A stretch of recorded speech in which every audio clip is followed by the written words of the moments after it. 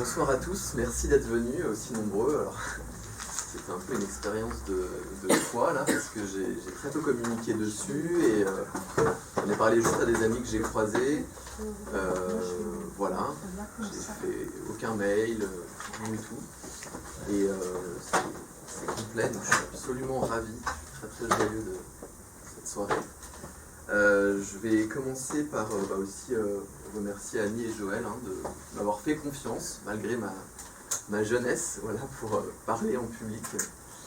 Je vais me présenter rapidement et puis ensuite voilà, on va attaquer. C'est assez dense, c'est assez long, donc on fera 2 pauses, pas une mais 2. Je proposerais peut-être qu'on fasse un peu de voix, je vais citer 3 fois le home ensemble. Se lever, faire des petits mouvements de bras, et puis on se rassoit et on réattaque. Voilà, parce que c'est assez dense. Je l'ai testé lundi et puis on m'a proposé de dédensifier, de disperser un petit peu, voilà, une fois ou 2. Donc je m'appelle Eddy Zamouri, j'ai 34 ans. Ce qui me caractérise, je pense, en grosse partie, c'est que je suis né dans une famille d'un père berbère d'origine musulmane du sud de la Tunisie, avec un grand-père de l'autre côté ashkénaze, donc juif d'Europe de l'Est, de Pologne, Russie, et d'une mère, avec une grand-mère plutôt catholique bretonne. Après ça, il y a eu une conversion vers le protestantisme, les témoins de Jéhovah, etc. Ma mère s'est à nouveau convertie au bouddhisme. De l'autre côté de ma famille, il y avait beaucoup d'anarchistes, de marxistes. Donc je vous laisse imaginer le repas de famille le dimanche. C'était vraiment très joyeux. En tout cas, moi, ça a fait son petit bout de chemin dans ma tête, tout ça. Et puis à l'université, j'ai rapidement étudié la sociologie des religions, l'anthropologie des religions. Et je me suis spécialisé dans les religions pré-monothéistes et extra-occidentales, donc animisme, bouddhisme, chamanisme et jaïnisme, donc l'hindouisme, et analyse comparative en plus. Ma famille, je voulais avoir des outils de comparaison, et donc j'ai essayé de comparer non pas les religions elles-mêmes, mais plutôt les rituels qui étaient liés à ces religions. Voilà. Ensuite, rapidement, je me suis formé donc, à une forme de yoga qui en fait est un mélange entre le tai chi, le yoga indien, mais aussi les mouvements de gymnastique plus occidentaux. Donc il y a toujours eu un espèce de mélange comme ça dans mes recherches. Et aussi une obsession, je pense, pour l'origine des choses.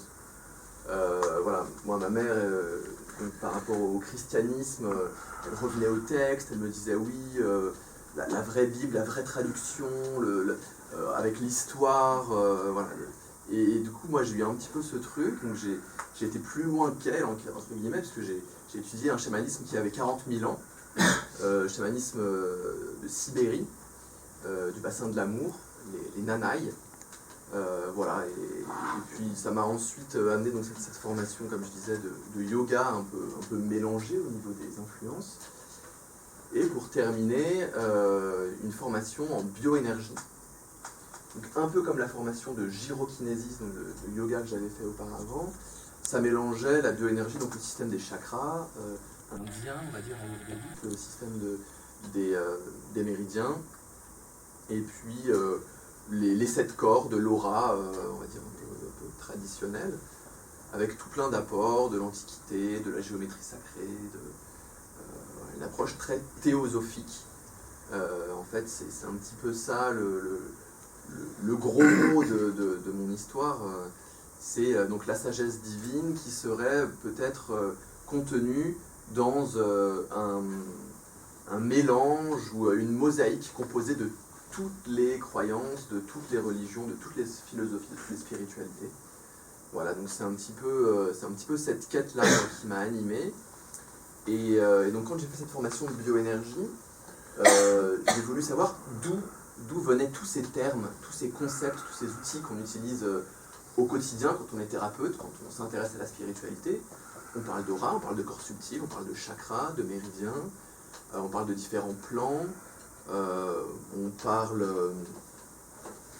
parle de synchronicité, on parle d'égrégore, on utilise un espèce de jargon, et en fait on ne sait pas toujours exactement d'où ça vient, qui a posé la première pierre, voilà. Et c'est l'énorme tâche que je me suis donnée de partager avec vous les fruits d'une recherche qui est relativement humble. Il n'y a pas grand-chose de moi, c'est une compilation de plusieurs lectures, de personnalités qui me sont apparues vraiment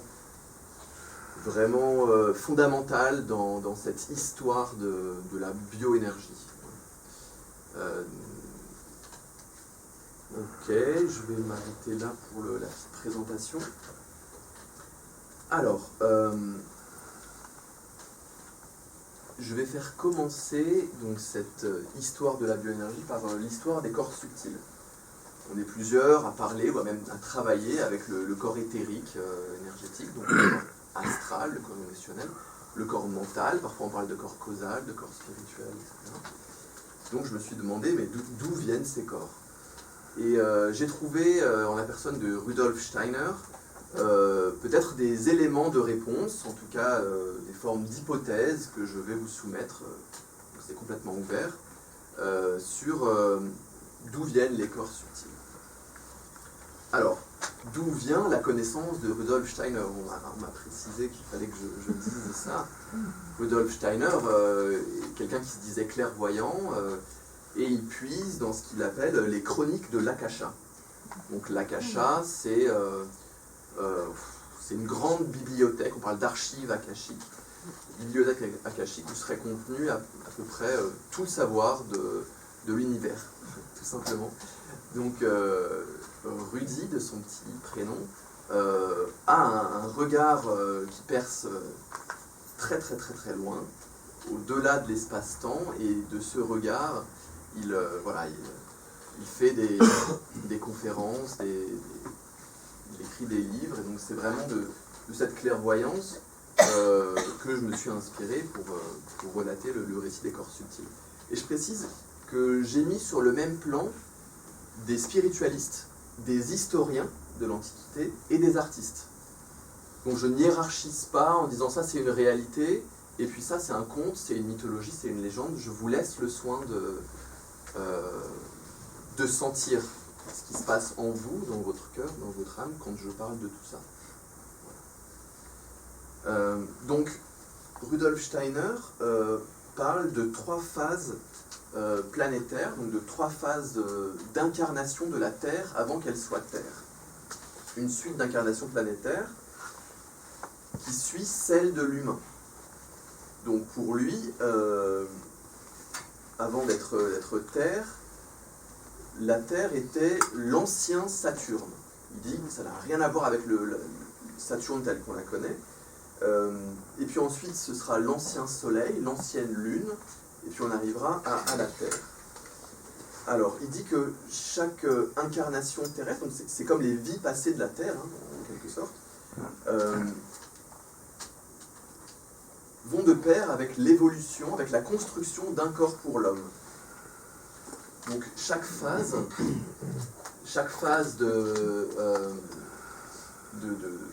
d'évolution de cette réincarnation de la Terre s'appelle un Manvantara.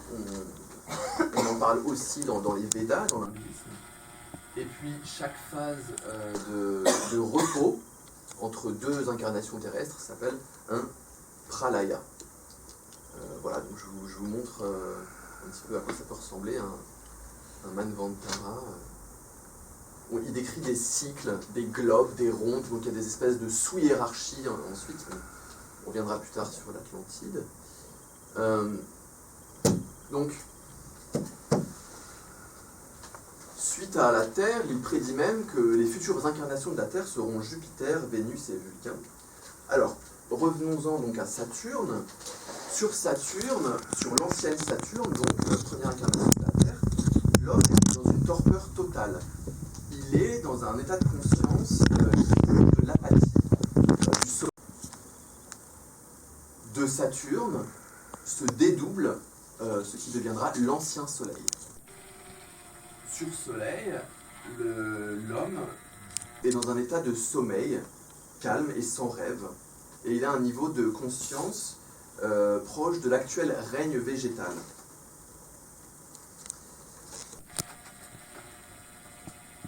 Alors, c'est la construction du corps éthérique, du corps énergétique qui se fait sur l'ancien Soleil pour l'homme, avec, nous dit Steiner, la tête tournée vers le bas, vers le centre du Soleil, hein, comme aujourd'hui la racine des plantes, et puis l'amorce de nos anciens pieds humains vers le haut, qui flotte un petit peu. Donc c'est vraiment la qualité éthérique, végétale, qui se construit à ce moment-là, donc selon Steiner. Ensuite, troisième phase, où se détache du Soleil donc la Lune, sur laquelle l'homme développera un corps astral, un corps émotionnel. L'homme en est à une phase d'homme animal lunaire. Donc il n'a pas encore d'os solide, nous dit Steiner. Il a un squelette cartilagineux, une nature tendre, et il se déplace par petits bonds, en planant. Et l'enveloppe de la Lune d'ailleurs est très dense, plus dense que notre eau sur Terre. L'élément liquide est très compact et nous sommes unisexués pour certains, bisexués pour d'autres. On ressent du plaisir, de la peine, des émotions telles que la colère, la haine, les instincts, les passions. Et puis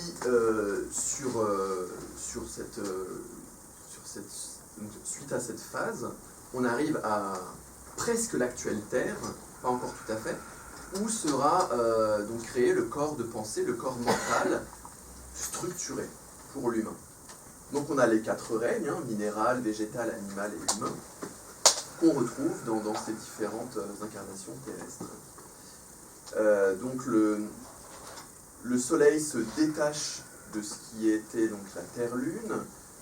Chaque humain contient les 2 sexes. Donc on est bisexué, on est livré à nos instincts inférieurs, il n'y a pas la moindre trace d'un développement spirituel, et puis finalement la Lune se détache de la Terre, l'ancienne Lune bien sûr, et il y a l'apparition des 2 sexes, enfin. Donc on a une transformation consciente du corps éthérique et du corps physique qui apparaît, mais seulement pour, nous dit Steiner, certains initiés, qu'il appelle les investigateurs occultes, et puis leurs disciples. Voilà. Donc pour Steiner, le corps physique humain n'a rien de rigide, rien de définitif. Il est en perpétuelle transformation. C'est une métamorphose. Alors, ensuite je vais vous parler donc de la Lémurie, un premier continent qu'on voit émerger sur cette incarnation de la Terre, où le langage n'existe pas encore chez les humains de l'époque. Ils émettent des sons naturels exprimant donc leurs sensations, leurs plaisirs, leurs joies, leurs douleurs. Ils sont télépathes et ils vivent dans l'intimité des plantes et des animaux. Ils comprennent les forces physiques et les forces chimiques du monde inanimé. Ils maîtrisent leur corps à volonté, ils peuvent décupler l'énergie de leurs bras. Et ils commencent à assembler des pierres, à édifier donc des remparts destinés à cultiver la sagesse divine et l'art divin. Et puis donc cette spiritualité naissante est de plus en plus puissante, tandis qu'une autre partie de l'humanité en reste au stade animal, donc des hommes animaux, jusque dans leur forme même, cohabitent avec cette première phase d'humanité dans la Lémurie. Alors maintenant je vais vous lire un tout petit passage dans le texte de la chronique de l'Akasha sur le rôle des femmes dans la spiritualité.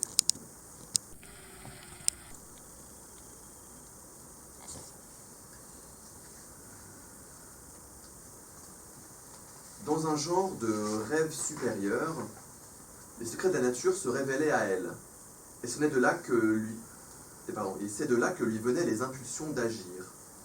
Pour elle, tout était animé et se dévoilait sous forme de forces et de manifestations psychiques. Elle s'abandonnait aux agissements mystérieux de la vie de son âme, Ce qu'elle entreprenait, elle le faisait sur ordre de la voix intérieure ou de ce que lui disaient les plantes, les animaux, les minéraux, le vent et les nuages, le murmure des arbres, etc. Cette attitude de l'âme engendra ce qui chez l'homme devint la religion. Peu à peu, on se mit à vénérer et adorer l'âme agissant dans la nature et dans la vie humaine. Du fait que leur interprétation des données de l'univers avait sa source dans les profondeurs mystérieuses, certaines femmes accédèrent à des situations privilégiées. Il s'ensuit, je laisserai lire la chronique si ça vous intéresse. L'Atlantide et la civilisation qui suit la Lémurie. Alors ça, c'est un dessin d'un architecte qui est inspiré des visions et des lectures d'Edgar Cayce, un grand médium du siècle dernier, dont je parlerai à la fin de la conférence. Alors, c'est donc, il y a plusieurs, alors, je suis désolé, je ne cautionne absolument pas la notion de race, mais c'est comme ça qu'en parle Steiner, juste pour reprendre ces mots, il parle de races successives avant d'arriver à notre humanité. Donc il dit que les morales, c'est eux, avaient une vénération religieuse des morts, un culte des ancêtres. Donc il y a eu plusieurs époques pour lui au moment de l'Atlantide. Il parle des Toltecs également, qui eux auraient créé la première genre de commune, première forme d'État. Et il parle aussi des proto-sémites, voilà, c'est des exemples, il y en a plusieurs autres, mais j'ai choisi de parler de ceux-là, qui eux accèdent à la pensée logique. Voilà. Donc dans l'Atlantide, on a des initiés et des oracles qui correspondent un petit peu aux écoles de mystère qu'il y a dans l'Antiquité. Et puis, il nous dit qu'à un moment donné, comme vous le savez, le mal se répand, et puis les énergies naturelles destructrices se déchaînent sous l'effet des actions humaines. Donc, on a un grand cataclysme, comme vous avez pu en entendre parler, et puis l'Atlantide termine engloutie. Donc, je vous lis à nouveau un petit passage sur l'Atlantide. Voilà.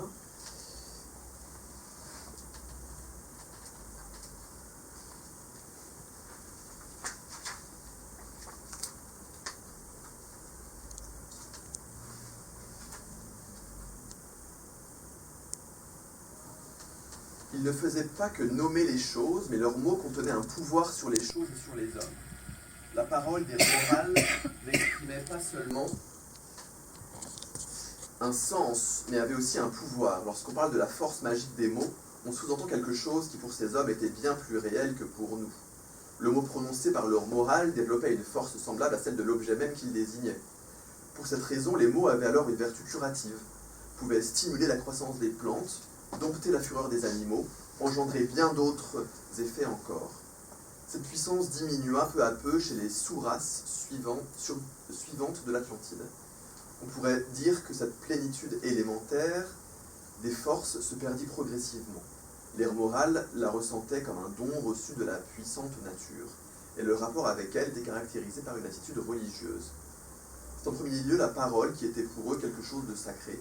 Ils ne concevaient pas que l'on puisse faire un usage abusif de certains sons, recelant une force considérable. Tous sentaient qu'une faute de ce genre leur eût causé un grave préjudice. L'effet magique de ces mots se serait retourné contre eux. Utilisé à bon escient, la parole engendrait le bonheur. Mais son usage sacrilège entraînait la ruine de l'homme. Avec une certaine pureté du sentiment, les morales attribuaient leur puissance moins à eux-mêmes qu'à la nature divine agissant en eux. Autre petit passage.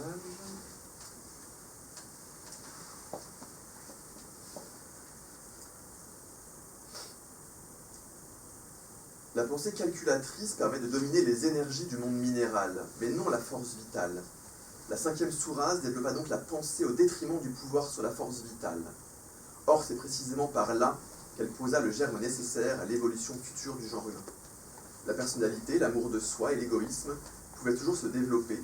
La seule pensée, agissant désormais à l'intérieur et qui ne sait plus commander directement à la nature, ne peut pas avoir d'effet aussi néfaste que ceux consécutifs au mauvais usage des anciennes forces.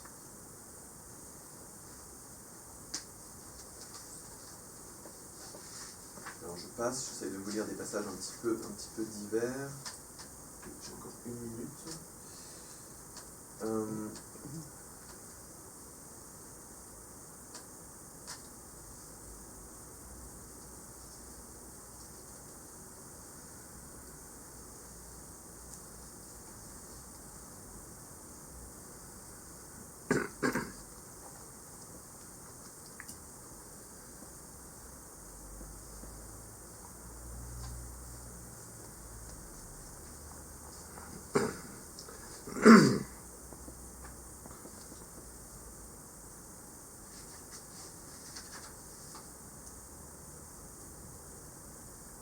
Alors je ne vais pas vous le lire, mais pour résumer, certains initiés de l'Atlantide vont fuir à un moment donné, comme vous le savez, après le cataclysme, pour aller dans différentes régions du globe terrestre. Donc c'est ce qu'il appelle l'Atlantide, ses initiés et ses oracles. Il commence par nous parler des Védas de l'Inde antique. Il dit qu'il y a 7 hommes qui reçoivent des copies des corps éthériques et astrales ayant appartenu aux 7 plus grands initiés de l'Atlantide.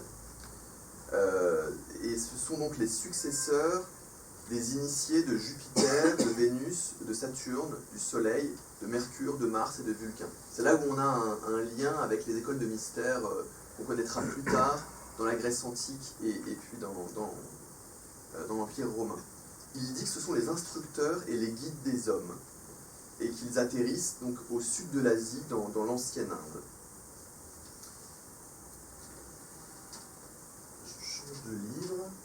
Je vous présente l'autre gros ouvrage de Rudolf Steiner, La science de l'occulte, où il raconte principalement donc, la formation du système solaire et en lien avec les différents corps subtils. C'est là où il nous parle donc de l'Inde.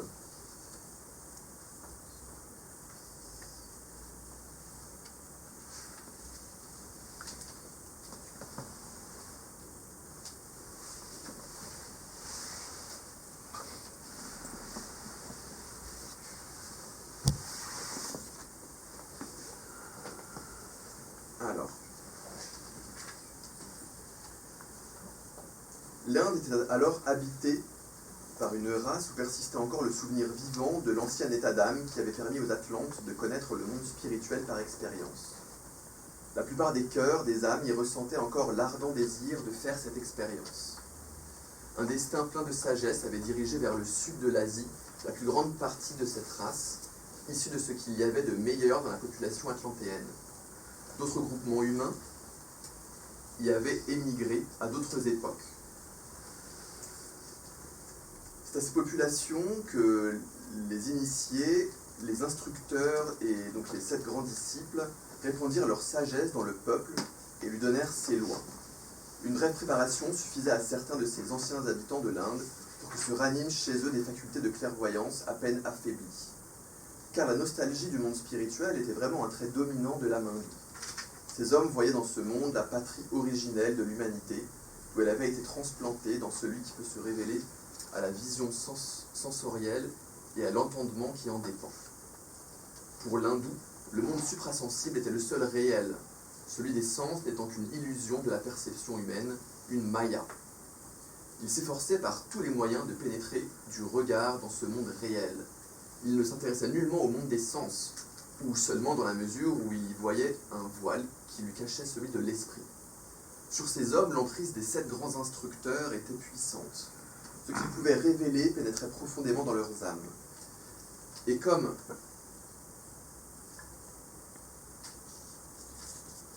le fait de posséder des corps astrales et éthériques venant de leurs prédécesseurs donnait des pouvoirs exceptionnels à ces instructeurs, ils pouvaient aussi agir sur leurs élèves d'une façon magique. Ils n'enseignaient pas vraiment, ils agissaient de personnalité à personnalité comme au moyen de forces magiques. Ainsi naquit une civilisation toute imprégnée de connaissances spirituelles. Le contenu des Védas, ces livres de la sagesse hindoue, ne rend guère l'aspect originel des grandes doctrines élaborées par ses maîtres dans la plus haute antiquité. Là n'en résonne plus qu'un faible écho. Seule la vision suprasensorielle, tournée vers le passé, peut découvrir derrière ces textes une sagesse infiniment ancienne qui est restée informulée. Suite à l'Inde, à l'ancienne Inde, Steiner nous dit l'autre période post-atlantéenne, époque post-atlantéenne, c'est le zoroastrisme de la Perse antique. Alors, là-bas, migrèrent les gardiens des oracles. Plus particulièrement, ils maîtrisaient les énergies du feu et puis des 5 éléments. Ce sont les premiers mages de l'humanité, nous dit Steiner. On leur envoie un instructeur et un guide du nom de Zarathustra, Zoroastre. Et dans ses extases clairvoyantes, Zarathustra dit qu'une personnalité va émerger de l'humanité avec un corps astral approprié à une haute mission. Vous voyez déjà qui ça va être, j'imagine. Ce grand être solaire, parce que oui, cet être que vous avez deviné le nom, Steiner le lie au soleil, ne pouvait encore habiter sur la terre. Ce sera un grand esprit de lumière, dit Zarathustra, ancienne, donc l'aura du soleil. C'est donc le Christ avant son incarnation terrestre, qui est donc prédit par Zarathustra. Donc selon Steiner, je précise. Ensuite, troisième époque post-atlantéenne, il y en aura 5, je précise, c'est l'égypto-chaldéenne. Une troisième civilisation, encore une émigration d'une sous-branche des Atlantes vers le nord de l'Afrique, l'Asie mineure, les Babyloniens, les Chaldéens, les Assyriens. Donc ce sont des oracles directement importés de l'Atlantide, notamment un oracle qui va être très important dans toute ma conférence, c'est celui de Mercure. Vous verrez pourquoi. Mercure Hermès et une école de mystère spécifiquement basée sur le travail de la maîtrise des forces liées à certaines puissances spirituelles pour communier avec ces forces après la mort. Voilà. Il nous dit que c'est encore lié au grand être solaire de la Perse, mais que cette fois-ci ça prend le nom d'Osiris. La quatrième civilisation, bien sûr, est la culture gréco-latine. Et alors là, je n'en dirai pas un mot, et je laisserai Steiner parler par ma bouche. Tout autre était la situation dans les contrées du sud de l'Europe et de l'Asie mineure, où devait s'épanouir la quatrième civilisation, la gréco-latine. Dans ces pays s'étaient rassemblés les descendants d'émigrés venus de toutes les régions du monde antique. Il y avait là des sanctuaires qui survivaient aux nombreux oracles de l'Atlantide. Certains hommes possédaient encore, par disposition naturelle, quelque chose de l'ancienne clairvoyance, et d'autres pouvaient, en s'y entraînant, la retrouver assez facilement. Dans certains de ces sanctuaires, on ne faisait pas que conserver les enseignements traditionnels. Les initiés de jadis y avaient des successeurs dignes d'eux, dont les élèves pouvaient atteindre un niveau élevé de clairvoyance spirituelle. De plus, ces peuples se sentaient poussés à créer dans le monde sensible un domaine où l'esprit s'exprimerait en forme parfaite. Tout l'art grec, entre autres, est issu de cette impulsion. Il suffit d'appliquer au temple grec le regard de l'esprit pour constater que dans un pareil chef-d'œuvre, et jusque dans chacune de ses parties, la matière a été travaillée par l'homme de telle façon qu'elle semble être l'expression même de l'esprit. Le temple grec est la demeure de l'esprit. On perçoit dans ses formes ce que d'ordinaire le clairvoyant est seul à découvrir. Un temple de Zeus ou de Jupiter est construit de telle manière que l'œil y voit un cadre digne de ce que contemple en esprit le gardien des mystères de Zeus ou de Jupiter. Il en est de même pour tout l'art de la Grèce. Par des voies mystérieuses, la sagesse des initiés s'infiltrait dans l'âme des poètes, des artistes et des penseurs. Dans les systèmes, dans les conceptions du monde des anciens philosophes grecs, on retrouve les secrets initiatiques sous forme d'idées, de concepts. Et les impulsions de l'esprit, les enseignements secrets des centres d'initiation asiatiques et africains affluaient vers ces peuples et leurs dirigeants. Les grands instructeurs de l'Inde, les compagnons de Zoroastre et les disciples d'Hermès avaient instruit des élèves. Ceux-ci ou leurs successeurs fondèrent des centres d'initiation où les anciennes connaissances renaissaient sous de nouvelles formes. Tels étaient les mystères de l'Antiquité gréco-latine.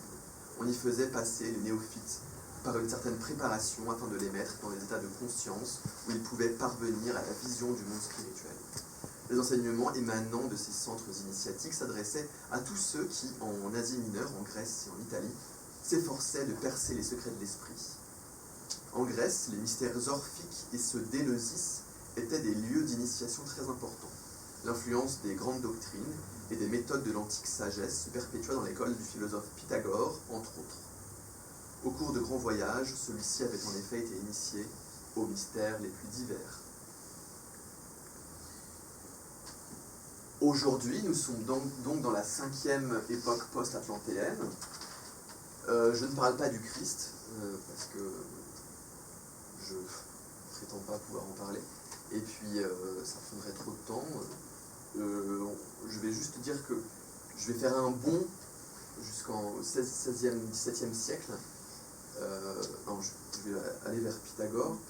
Mais en tout cas, il y a après le Christ, au 4e, 5e et 6e siècle, il y a les écoles des faiseurs de miracles qui étaient Saint Paul et Saint Jean, qui vont diffuser donc le christianisme premier jusqu'en Écosse.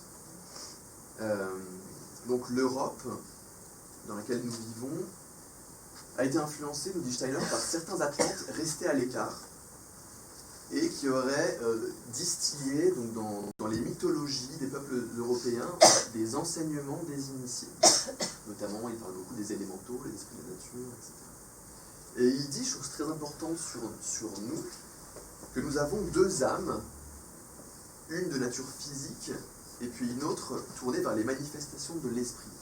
Il dit que dans notre 5e période actuelle, nous vivons dans une dualité et qui crée cette opposition de la science et de la religion très très forte dans notre civilisation. Il dit que c'est le trait dominant. Alors maintenant, je vais parler de Thoth. On a parlé de l'Égypte, d'Osiris. Je vais revenir plus particulièrement sur Thoth. Donc Thoth, le dieu... où est Thoth ? Il est là. Donc Thoth, une divinité égyptienne avec une tête d'ibis. Alors pourquoi l'ibis ? Parce que c'est l'oiseau qui distingue l'eau croupie de l'eau potable. Donc c'est le savoir, la connaissance, la clairvoyance. Et son temple s'appelle Hermopolis Magna. Vous voyez déjà le lien avec le futur Hermès. Donc Thoth est un dieu lunaire. Il capte la lumière de la lune dont il régit les cycles. Il est le seigneur du temps.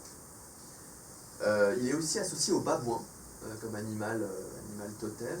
Pourquoi ? Parce que les babouins poussaient des grands cris lorsque le soleil se levait. Et donc pour les Égyptiens, les babouins étaient le symbole de la renaissance solaire.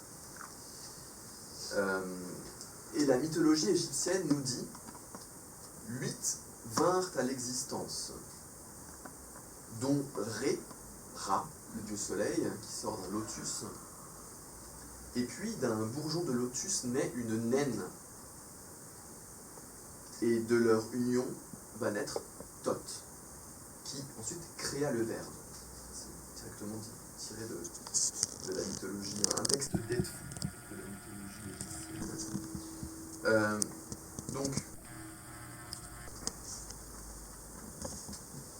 Donc c'est le maître des écrits, des hiéroglyphes, l'inventeur de l'écriture et du langage. Il incarne l'intelligence et la parole. Il connaît les formules magiques auxquelles les dieux ne peuvent résister.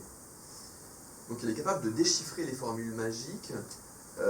Notamment, il a publié le livre de Thoth, et on nous dit qu'on peut surpasser les dieux si on sait utiliser ce livre. Attention. Toutes les sciences sont en sa possession, il connaît tout et comprend tout. Il est chargé de diffuser la connaissance à l'humanité, et d'ailleurs c'est pourquoi il a inventé l'écriture. Donc on nous dit même, et je trouve ça assez drôle, que sa supériorité intellectuelle le rend ennuyeux auprès des autres dieux. On le dit présomptueux, pompeux, il fait des discours soignés, il emploie des formules alambiquées, donc c'est un dieu arrogant avec des tons empruntés, et il agace les autres divinités. Il est également, on va comprendre pourquoi il est agaçant, l'auteur des plans des sanctuaires des dieux, car il est le seul à savoir tracer les plans et à orienter les bâtiments. Les prémices de la géométrie sacrée, du tellurisme, de la géobiologie, etc. Toutes les sciences sont sous son contrôle et réclament obligatoirement sa protection. Ensuite, il est importé dans le monde gréco-romain, assimilé à Hermès Mercure. Donc on parle de lui dans l'Ancien Testament, il est associé à Enoch, parce que Enoch ne meurt pas, il disparaît avec Dieu, et puis il est le scribe de Dieu, d'où l'assimilation avec Thoth. Il représente donc l'intelligence divine, il incarne la parole divine, il est le Dieu des guérisseurs, maître de tous les arts, de la science des nombres et des signes.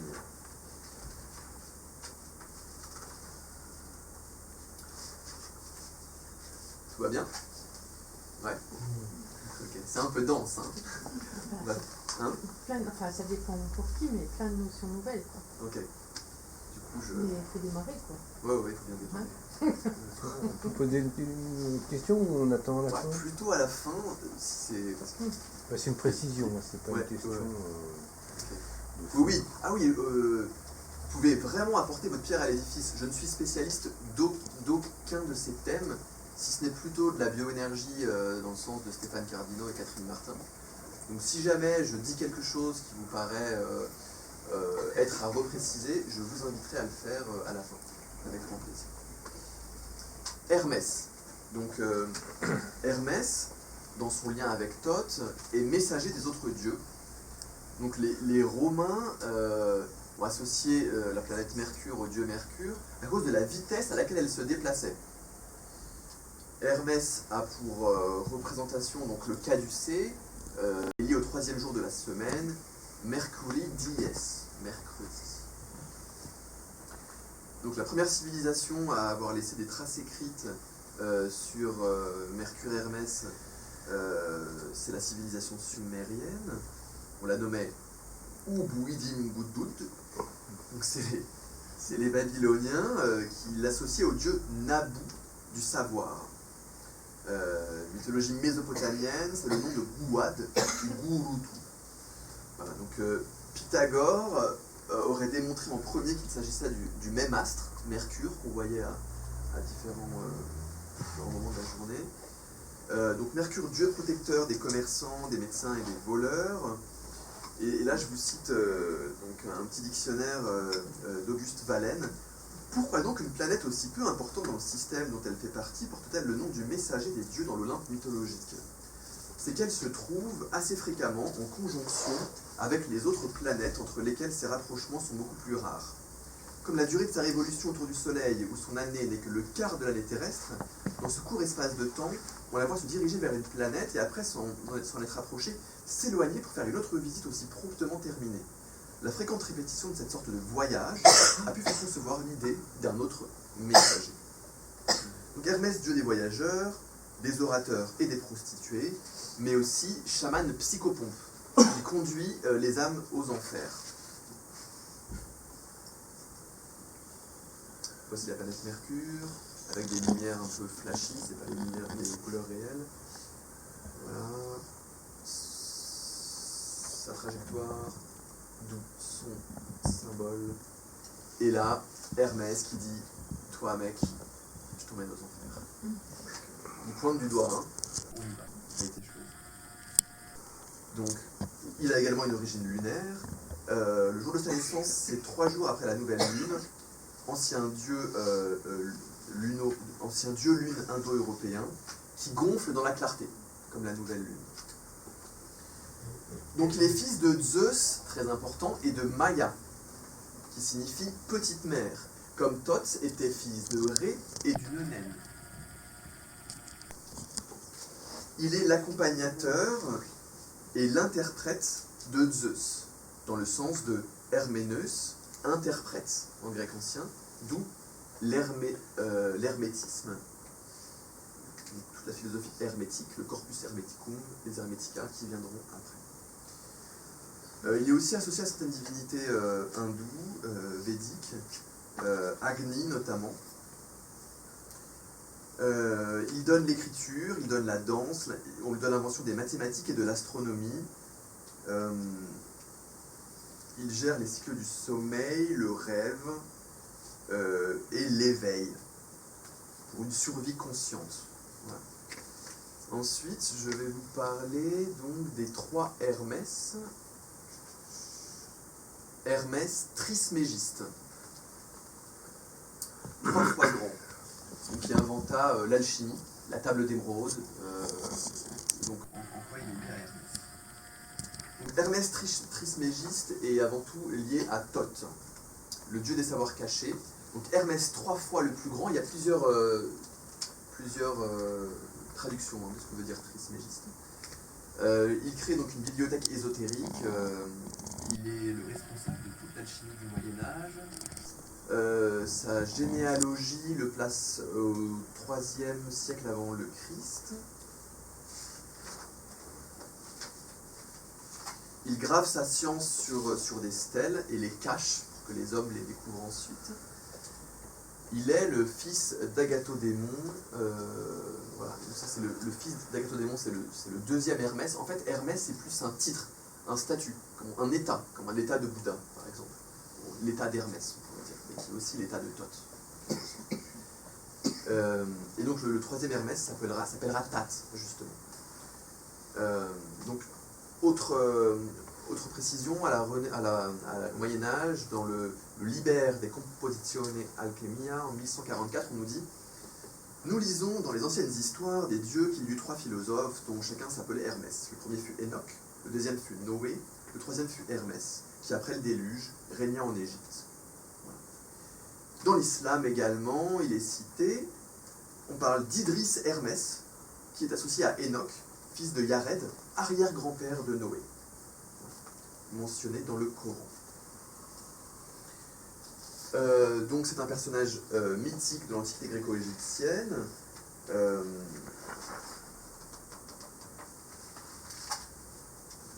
Il y a un décret de l'Assemblée des prêtres égyptiens qui est gravé sur la pierre de Rosette en 196 avant JC, qui dit Hermès Trismégiste est issu de la fusion de Thoth et Memphis, parce que j'en parlerai plus tard.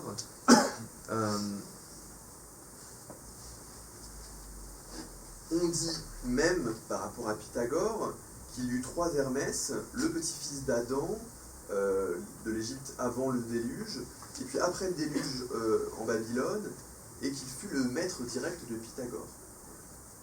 Là, j'essaye de faire le lien avec ce qui va venir ensuite.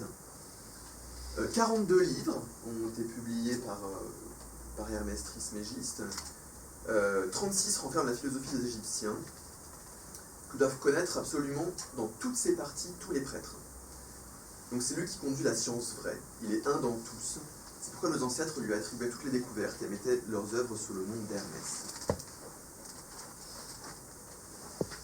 Hermès l'Égyptien, quoique homme, fut d'une si haute antiquité, donc là c'est 230 après JC, et fut si imprégné de toutes sortes de sagesse que sa connaissance de nombreux sujets et arts lui valut le nom de Trismégiste. Il écrivit des livres, et ceux en grand nombre, sur la connaissance des choses divines, dans lesquels il affirme la majesté du Dieu unique et suprême, et le désigne par les mêmes noms que nous, Dieu et Père. Alors, il faut savoir que chez les Grecs, on parle aussi de 7 sages, comme on parlait des 7 initiés de l'Atlantide. Mais ça, j'ai pas mis focus là-dessus. Des prophètes qui annoncent le christianisme aux païens, comme les prophètes de l'Ancien Testament l'auraient fait aux Hébreux. Donc on parle de Trismégiste aussi parce que sa philosophie est dite triple, à savoir naturelle, morale et métaphysique. Il est le plus grand philosophe, nous dit-on, le plus grand prêtre, le plus grand roi, le premier auteur d'une théologie. Et Et donc on a ici une autre lignée, on nous dit carrément, en termes de lignée de maîtres, Zoroastre, Hermès Trismégiste, Orphée, Aglaophème, Pythagore, Platon. Donc, un historien de l'hermétisme qui font ce lien. Alors, l'hermétisme, c'est l'heure de la pause. Je vous propose juste de vous lever, juste pour revenir au corps. Le Kybalion, étude sur la philosophie hermétique de l'ancienne Égypte et de l'ancienne Grèce, 1908 exactement, et il pose des principes, il pose 7 principes qui seraient issus de la table d'émeraude, donc le livre principal de l'hermétisme, des alchimistes, etc. Principe de mentalisme, numéro 1.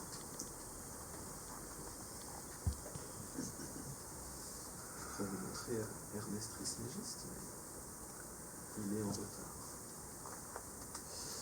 Tout est esprit, l'univers est mental. Principe de correspondance, ce qui est en haut est comme ce qui est en bas.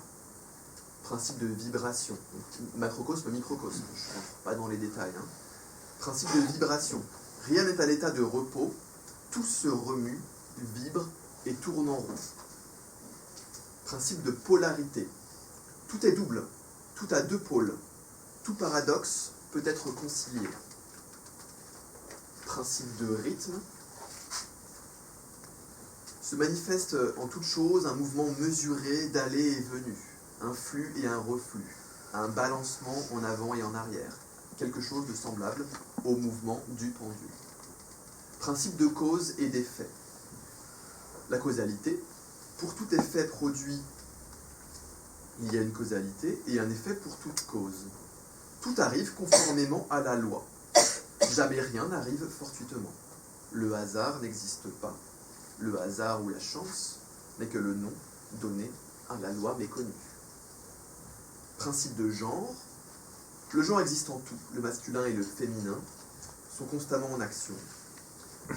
Quelqu'un d'un certain genre sexuel n'a pas forcément le même genre mental. Les 2 genres coexistent en chacun de nous, comme dans le principe chinois du yin et du yang, manifesté en conscient, inconscient, je, moi. On est en 1908. Je vais faire un bond en avant, je reviendrai à Pythagore ultérieurement. Les 2 genres s'équilibrent parfaitement l'un l'autre. Le principe féminin tend constamment à recevoir des impressions, tandis que le principe masculin tend à les donner et à les exprimer. Le principe féminin travaille à engendrer des idées nouvelles, il assume le travail de l'imagination. Le principe masculin se contente d'assumer le travail de la volonté dans ses diverses phrases.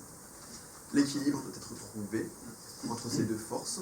Sans le féminin, le masculin agit sans retenue, sans ordre ou raison, ce qui n'engendre que le chaos. De l'autre côté, le féminin, seul, se répète sans cesse et n'arrive finalement à rien faire et s'achève dans la stagnation. Lorsque féminin et masculin travaillent de concert, c'est dans une pensée agissante qui amène la réussite. Qui a écrit ça en 1908? C'est un collectif. L'un est architecte théosophiste, auteur de la géométrie mystique. Et l'autre est un magicien de cabaret extrêmement connu à l'époque, un mentaliste qui pratique la cristallomancie et qui est auteur de la nouvelle pensée.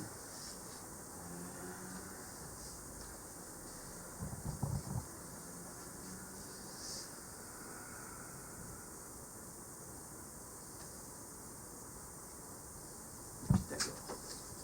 Dessin complètement farfelu, rien d'historique là-dedans. Alors, Pythagore, donc, on le dit, réformateur religieux, il naît en 580 avant JC, il meurt à 85 ans à l'âge de 495 avant JC. Pythagoras, celui qui a été annoncé par la Pythie. Il sera l'inventeur de la mystique des nombres, l'un des plus grands esprits de la Grèce, nous dit-on. On parle de lui comme un sage, comme le premier maître universel. Premier penseur grec à s'être qualifié lui-même de philosophe. La création du mot vient de lui. La Pythie dit que... La Pythie, vous voyez plus ou moins ce que c'est? Non, je sais plus. C'est comme un genre d'oracle. Je pense que c'est lié à ce qu'on appellera plus tard la glande pituitaire, Il me semble qu'il y a un lien entre le sixième chakra. La Piti dit de lui qu'il était un enfant qui l'emporterait en beauté et en sagesse. Du coup, son père change le nom de sa femme. Et il l'appelle Pitaïs, la Pitienne. Et donc Pythagore dit qu'il est prédit par la Piti. Pythagore est le premier qui affirme qu'il est la réincarnation d'Étalides, fils d'Hermès. Je fais une petite parenthèse sur mon histoire personnelle. Moi, quand j'ai découvert l'histoire de Pythagore, l'émotion qu'il y a eu sous-jacente derrière, ça a été la colère. Parce que A plus B carré égale A carré plus B carré plus AB carré. Okay. À un âge où on est au collège et où on est en manque d'héroïsme, on est en manque de sens, on cherche un absolu dans les drogues, dans autre chose, dans les conduites à risque, etc. Et puis, je ne vais pas dire athlète, à 17 ans, il remporte les Jeux Olympiques, il remporte toutes les compétitions de pugilat, de la boxe. Première initiation à 18 ans sur l'île de Lesbos, premier à avoir dit que les âmes des hommes sont éternelles, l'homme a deux âmes, l'une d'origine terrestre, l'autre d'origine divine. C'est un magicien qui fait des prédictions, reçoit des songes, il parle de la théorie de l'âme immortelle, de la transmigration des âmes. Il va s'initier partout, dans toutes les écoles de mystère, en Phénicie, auprès des hiérogrammates d'Égypte, des mages de la Chaldée, des initiés du mont Ida, des orphiques de Thrace, les prêtresses de Delphes. C'est un fou de l'initiation, il est en quête de quelque chose. Il va en Syrie, il va en Égypte, en moins 547, il va à Memphis, au sanctuaire de Zeus Ammon, le syncrétisme à l'époque. Il apprend la langue à Memphis dans un centre d'interprétariat, il étudie la géométrie, l'astronomie, il est initié au mystère de Diospolis, à la doctrine de la résurrection d'Osiris, et les prêtres lui appliquent sur la cuisse le disque ailé d'Atumra en feuille d'or. Je suis content parce qu'en arrivant ici, j'ai trouvé une feuille d'or par terre, je me dis que c'est un signe. Pythagore était avec nous, hein, elle était tombée je ne sais où de là. Voilà. Merci Pythagore. Ensuite, il est expulsé comme esclave ou prisonnier d'Égypte à Babylone, et il va chez les Chaldéens et les mages. Il sera resté 22 ans en Égypte, 12 ans à Babylone. 34 ans d'école initiatique. De ma naissance jusqu'à aujourd'hui, que de l'école initiatique. Il aurait rencontré le maître Zarathas, donc Zoroastre.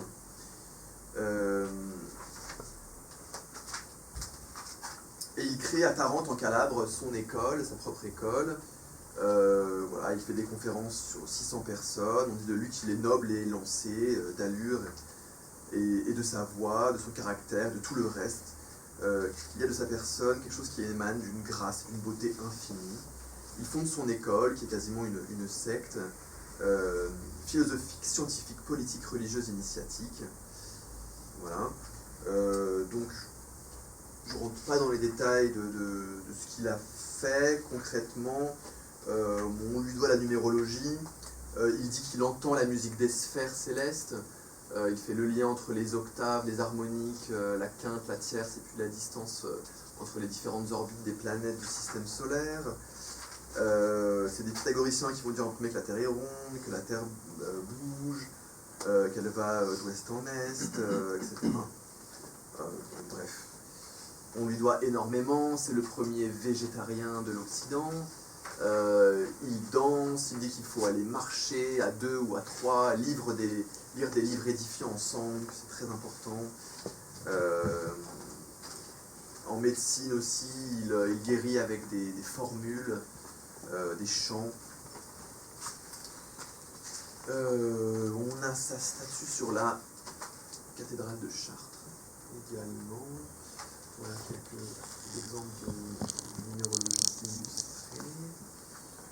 Et là, je vous emmène 2000 ans plus tard. Comme je vous l'ai dit, tout ce qui est le Christ et son influence, je ne vais pas en parler, c'est pas possible. Mais à savoir qu'il y a peut-être plusieurs personnalités qui ont été influentes et qui pourraient rentrer dans le cadre de cette histoire de la bioénergie. comme me l'a fait remarquer Bastien et peut-être Hildegard von Bingen à un moment donné.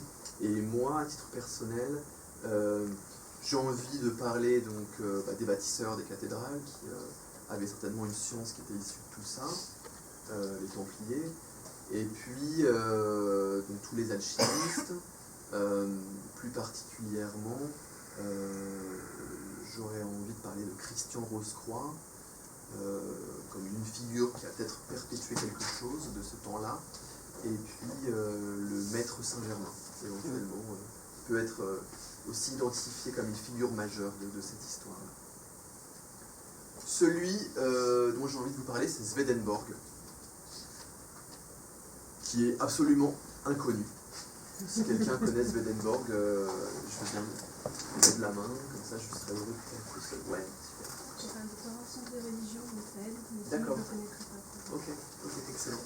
On est deux. C'est cool. Né le 29 janvier 1688, mort le 29 mars 72, donc lui il est né à Stockholm. Scientifique, théologien, philosophe suédois. Première partie de sa vie, il est inventeur prolifique. On dit de lui que c'est le Léonard de Vinci du Nord, ou encore l'Aristote de Suède. Et puis il bascule dans une phase spirituelle de sa vie et il a des rêves, des visions mystiques avec le Christ et visite le paradis et l'enfer. Rien que ça. Donc, ce qui est intéressant sur Swedenborg, c'est que il est très très fort dans le concret, dans la matière, dans la science dure. C'est pas un uluberlu. Il a fait 14 inventions, la machine à vapeur, la machine volante, le sous-marin, le fusil à air comprimé, la pompe à mercure, le poêle à combustion lente, un nouveau type d'écluse, un pendule à eau représentant le mouvement des planètes. Il est assesseur au collège des mines. Il découvre une méthode nouvelle pour trouver les longitudes par les observations lunaires. Il siège à la chambre haute du Parlement suédois.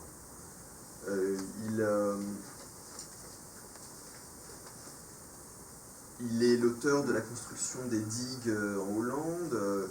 Il publie sur les stalactites de la grotte de Baumann, sur l'élévation des monnaies en Suède. Enfin, il est complètement, il touche à tout. Il fait de la cristallographie. Il refuse la chaire de mathématiques. Non, je suis trop occupé pour ça. Et puis il parle de la formation du système solaire, de la théorie moderne de l'atome, de la nature de la Voie lactée, la théorie ondulatoire de la lumière, la théorie cinétique de la chaleur, du magnétisme, de l'électricité. Avant Franklin, avant Faraday. C'est une personnalité hors du commun. Et puis, il bascule un peu. Essai sur la cause finale de la création ainsi que le mécanisme de l'âme et du corps. Oulala. Il s'intéresse aux questions spirituelles, à la mort de son père en 1735. Sa mère était déjà morte 15 ans auparavant. Il fait une grosse crise affective et puis il décide de se consacrer à la spiritualité. Il parlera aussi des glandes endocrines. Il a une période mystique où il se projette des points lumineux sur sa rétine, il s'intéresse aux rêves, et puis il dit « J'ai été appelé à une fonction sacrée par le Seigneur lui-même qui s'est manifesté en personne devant moi, son serviteur, 1743. Alors il m'a ouvert la vue pour que je voie dans le monde spirituel, il m'a accordé de parler avec les esprits et les anges. À 56 ans, il abandonne ses recherches scientifiques et définitivement pour se consacrer entièrement à la recherche théologique et philosophique, afin de faire découvrir aux hommes une spiritualité rationnelle basée sur des visions de l'au-delà. C'est là où, pour moi, on commence à effleurer l'aspect bioénergétique des choses, un peu avec un mélange entre science et religion, entre approche mesurable, quantifiable et spiritualité ressentie. Voilà, donc bien sûr, il sera traité de fou, de schizophrène, jusqu'à la fin.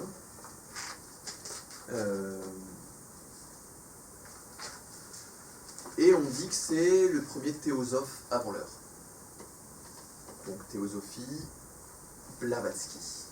Elena Blavatsky. Donc, enfin une femme.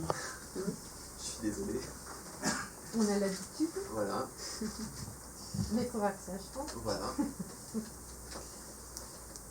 Né le 31 juillet 1831,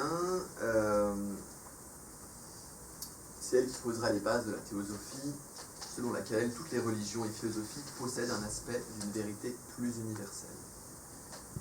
Elle est la fille d'un officier germano-balte, sujet de l'Empire russe, et puis d'une romancière. Elle aussi perd sa mère à 11 ans. Elle est une petite fille chétive, mais intrépide, et puis elle lit les ouvrages de franc-maçonnerie de son grand-père. Les bouquins à 11 ans, les bouquins de sciences occultes. Elle parle couramment le russe, l'allemand, le français et l'anglais. Sur un coup de tête, pour obtenir son indépendance, à 18 ans, en 1848, elle épouse un mec de 40 ans, mariage qui ne sera jamais consommé, elle restera vierge et hostile aux hommes toute sa vie, mais elle part, aidée financièrement par son père, elle part rencontrer des hommes, des personnes spirituellement remarquables. Elle va à Constantinople, en Amérique du Nord. Elle rencontre des Amérindiens, des vaudouistes. Elle va à Ceylan, au Mexique, à Honduras, au Singapour, à Calcutta, au Ladakh. Elle échoue, elle n'arrive pas à aller au Tibet, elle va à Java. Elle va en Angleterre, dans les Rocheuses, au Japon, Cachemire. Elle réussit à entrer au Tibet. Elle est initiée par des grands maîtres, les Mahatmas, les grandes âmes en sanskrit. Et elle a des communications avec eux, ce qu'elle appelle donc les maîtres de la grande fraternité blanche. Ce sera repris par Brunvalo Melchizedek, entre autres.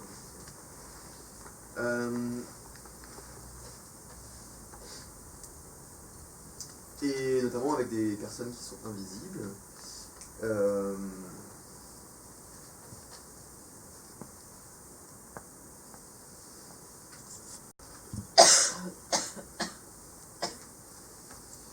Alors on parle d'elle dans une citation de Serge Witte.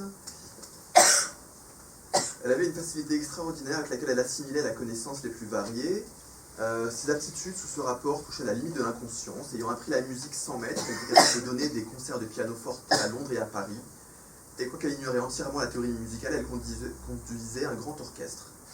Considérez également que, bien qu'elle n'eût jamais sérieusement étudié aucune langue étrangère, elle en parlait plusieurs avec facilité. Je suis frappé de sa maestria dans la prosodie. Elle pouvait écrire, sans le plus léger effort, des pages de vers harmonieux, et elle pouvait composer en prose des essais de toute espèce de sujet. En outre, elle possédait le don d'hypnotiser à la fois son auditeur et elle-même. Elle fonde en 1875 la Société théosophique avec le colonel Henry Steele Olcott. 3 buts de cette société: former un noyau de fraternité universelle de l'humanité, sans distinction de race, credo, sexe, caste ou couleur, encourager l'étude comparée des religions, des philosophies et des sciences, étudier les lois inexpliquées de la nature et des pouvoirs latents dans l'homme. Donc moi j'adhère, ensuite la théosophie c'est un joli programme, on verra que c'est pas tout à fait passé comme ça. Elle publie un livre très important, Isis dévoilée, qui est très recommandable au niveau de la lecture, et elle appartient à un rite franc-maçon qui s'appelle le rite Yarker.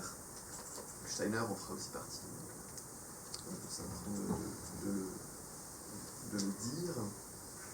Elle se convertit au bouddhisme, c'est à elle qu'on doit la théorie des corps subtils, le septénaire, les 7 corps subtils, qu'elle nomme donc corps physique, vital, astral, de désir, manas inférieur, manas supérieur, esprit. Après s'ensuit toute une sorte de scandale, comme quoi elle aurait trafiqué tous ses pouvoirs magiques, etc. Donc il y a plusieurs péripéties. En tout cas, il y a un grand livre qui s'appelle La doctrine secrète, qui est donc la Bible des théosophes.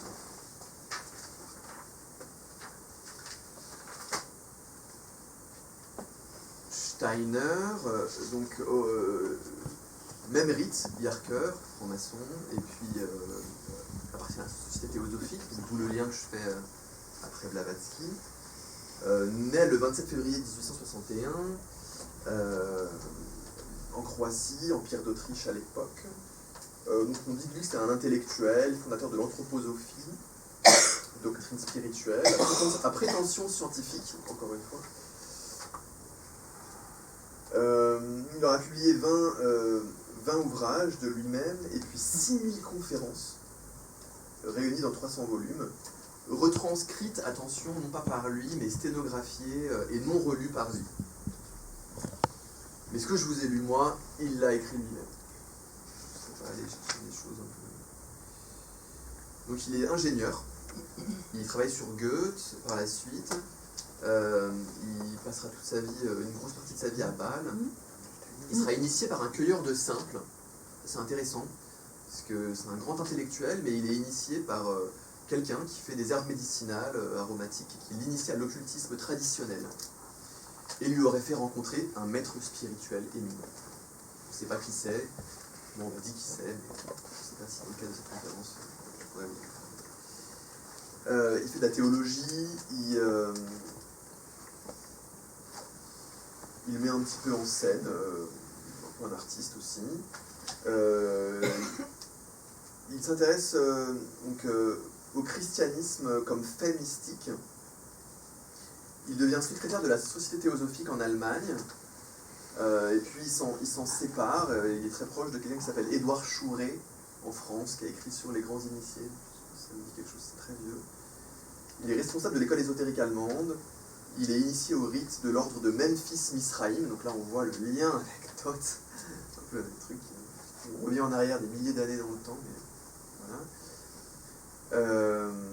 Et puis, il travaille pendant 10 ans à restaurer le cérémonial, rite cultuel et symbolique basé sur la tradition de la sagesse ancienne. Donc, vraiment cette obsession, un peu comme moi d'ailleurs. Donc, il fonde son propre rite, la franc-maçonnerie ésotérique, tiré d'un livre qui s'appelle Dogmes et rituels de haute magie, d'Eliphas Lévy. Il est aussi initié dans l'ordre de la Rose-Croix ésotérique, et il publie en 1910 La science de l'occulte. Je vous ai lu pour replacer dans le contexte. Et puis, dans la théosophie, quelqu'un veut lui faire dire que Krishnamurti, donc le futur grand gourou de la théosophie, est la réincarnation du Christ, et il refuse. La théosophie, je m'en vais. À Noël d'ailleurs, il la quitte, et puis il crée la société anthroposophique.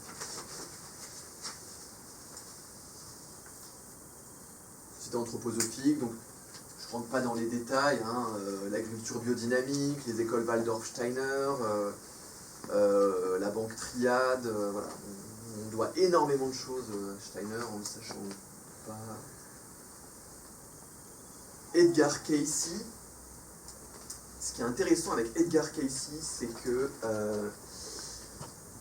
il va dire plus ou moins les mêmes choses que Steiner, mais il est aux États-Unis. Ils ne se rencontreront jamais, ils parleront jamais l'un de l'autre. A priori, ils ne se connaissent pas, ils ne se sont pas lus, etc. Edgar Cayce, c'est vraiment étonnant. J'ai beaucoup d'affection pour ce bonhomme. Né le 18 mars 1977 aux États-Unis. Alors lui, il fera des lectures en transe, en hypnose, sur la santé physique, l'interprétation des rêves, les phénomènes psychiques, la méditation, la prière, le développement spirituel, et sur les vies antérieures en Atlantide. C'est un homme très simple, peu instruit, mais qui est capable de prescrire des solutions médicales à toute maladie quand il est en hypnose. Ces dons lui seraient venus à 5 ans après une maladie qui l'aurait plongé dans le coma. Il dit à son propre médecin à voix haute la cause de son état et le type de cataplasme qu'il faut lui appliquer. Donc il est capable de donner un traitement à tous les malades qu'on lui amène dans cet état-là. Il prédit le jour et l'heure de sa mort, et ça s'avérera vrai. Il fait partie des disciples du Christ, sous-branche de l'Église protestante, il y en a beaucoup comme ça aux États-Unis. Et il a encore aujourd'hui plusieurs dizaines de milliers d'adeptes. C'est à lui qu'on doit le dessin inspiré, fait par un architecte inspiré de ses lectures. Je vous ai montré de l'Atlantide au tout début. Il y a des centres Edgar Cayce dans 25 pays, Association pour la recherche et l'enseignement spirituel. Voilà comment ça s'appelle. Donc quand il est petit, il s'endort sur un livre, au bout de 10 minutes, il est pas capable de tout réciter. Donc on sent qu'il est un peu bizarre. Il fait une expérience mystique à 13 ans, il voit un ange, et puis toute sa vie, du coup, il relira la Bible chaque année. Très important pour lui. Et il sera anxieux par rapport à ses dons, ses capacités psychiques. Est-ce que c'est spirituellement justifié? C'est vraiment quelque chose qui l'angoissera toute sa vie. Donc il offre ses services de guérison en transe au public. Il sera connu dans le monde entier, dans les journaux, on parle de lui. Il fait ça à temps plein. Il offre ses services de médium.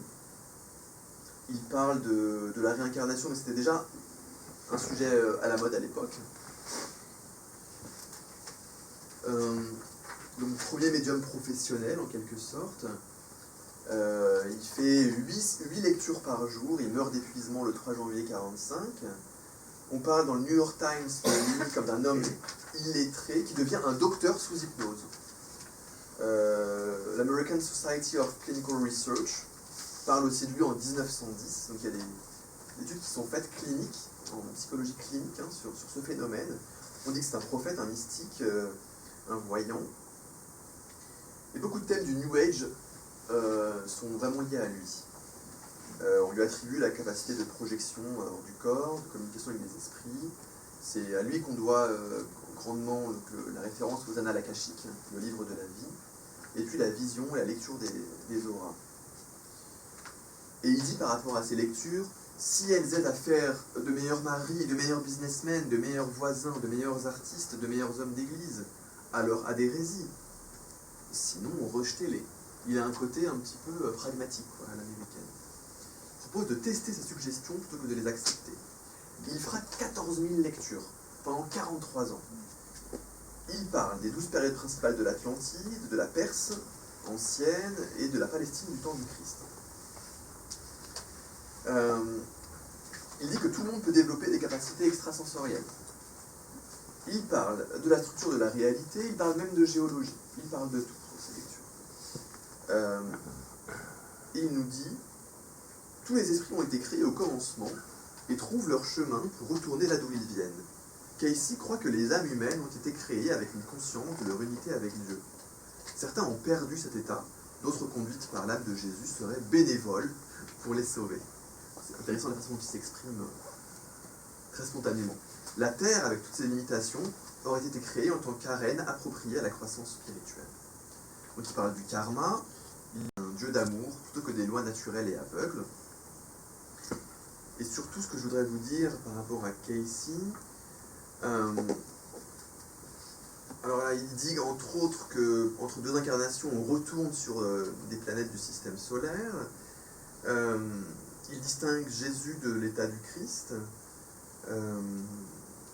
Il parle de Jésus comme de son grand frère.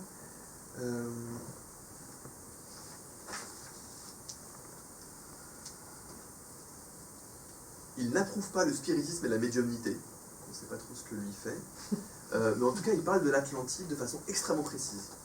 Et il nous dit, ça se trouve entre le golfe du Mexique et ça va jusqu'à la mer Méditerranée. Il y a eu 3 îles principales, Poséidia, Ariane et Og. 3 destructions majeures, 50 000 avant JC, 28 000 et 10 600 avant JC. Qui se rapproche de ce que dit Platon dans le Timée. Donc il dit qu'il y a eu des migrations vers l'Égypte, vers les Pyrénées aussi, vers les pyramides du Yucatan au Mexique, la grande pyramide de Gizeh aussi aurait été construite par les Atlantes. Et il nous dit qu'à un moment donné, les fils de la loi du 1, prônent une vie spirituelle, altruiste, etc. Et puis il y a les fils de Bélial, qui eux veulent utiliser des choses, des sous-humains, comme des créatures mi-humaines, mi-animales et peu intelligentes, avec lesquelles certains fils de Bélial avaient des relations sexuelles, etc. Donc, pour lui, c'est ça le nœud qui a créé le cataclysme de l'Atlantide. Et c'est intéressant au regard de ce qu'on vit aujourd'hui avec le transhumanisme et avec la création de clones. Donc pour lui, en fait, on revit certaines choses de l'Atlantide. Il le prédit, il dit qu'on va être confronté aux mêmes problématiques.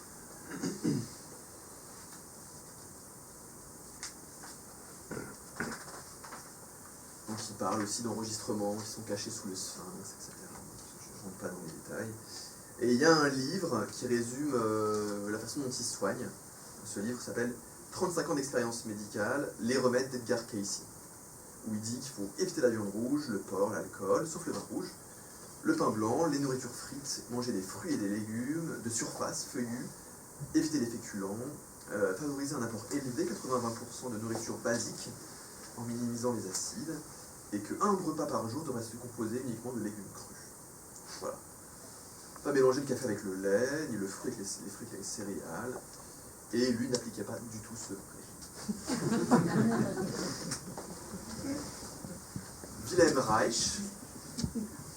Wilhelm Reich, très beau, hein, cette photo. Médecin psychiatre et psychanalyste qui naît le 24 mars 1897 en Autriche-Hongrie, mais l'époque Autriche-Hongrie, aujourd'hui l'Ukraine. Inventeur de l'énergie vitale, l'orgone.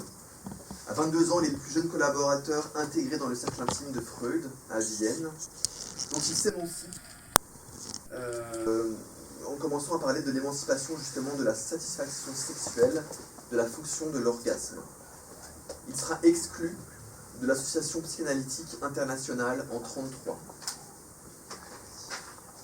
Il crée un centre public de recherche et de discussion sur les conditions d'épanouissement de la satisfaction sexuelle dans les milieux populaires, le Sexpol. Il y aura 100 000 adhérents, c'est un énorme succès, et ce sera interdit lors de la montée du nazisme. Il est communiste, il est juif, donc on peut imaginer que ça se passe assez mal voilà, pendant cette période. Il est exclu du Parti communiste également, en 1933, et il subira un premier autodafé de tous ses ouvrages. On va voir qu'il vit vraiment plusieurs malédictions. Il rejoint la Ligue mondiale pour la réforme sexuelle au Danemark. Il se fait expulser du Danemark également. Et puis c'est en Suède et en Norvège qu'il pose les bases de la thérapie psychocorporelle. Il sera invité par Malinowski, un grand ethnologue américain, à enseigner, à devenir maître de conférence à New York. Et là, après son arrivée, perquisition de son appartement par le FBI, il passe Noël 41 en prison et il est libéré le 5 janvier 42. Il continue, il crée l'Organ Energy Clinic pour le dépistage des maladies énergétiques, ce qu'il appelle les biopathies. Donc il y a un musée Wilhelm Reich à la place. Il crée aussi l'organotique antinucléaire. Il dit que l'organe concentré peut contrer les effets mortifères des radiations atomiques. L'organe, c'est l'énergie sexuelle, hein, chez lui. Donc il fait des expériences un peu folles, il fait des catastrophes énergétiques.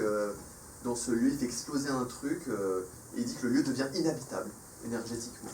C'est un petit peu le début de s'irradier dans un accumulateur d'organes. Il fait de la végétothérapie, bien sûr il est complètement critiqué. Il y a des rumeurs comme quoi il est fou, il est lubrique, parce qu'il parle de sexualité complètement 40. C'est un charlatan, il est schizophrène, il est paranoïaque. Il crée le Cloudbuster, une espèce de canon à pluie. Donc il teste son canon à pluie dans des zones arides aux États-Unis.